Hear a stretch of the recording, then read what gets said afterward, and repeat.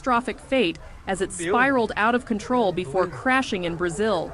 The horrific footage of the plummeting aircraft has sent shockwaves across the globe. The airline Voepass Linhas Aéreas confirmed the tragic news, and Brazilian President Luiz Inácio Lula da Silva has declared that all on board perished in the devastating accident.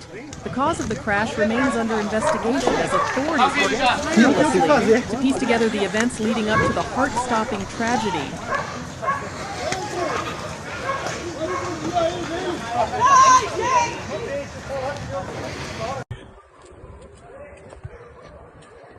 Que isso, irmão?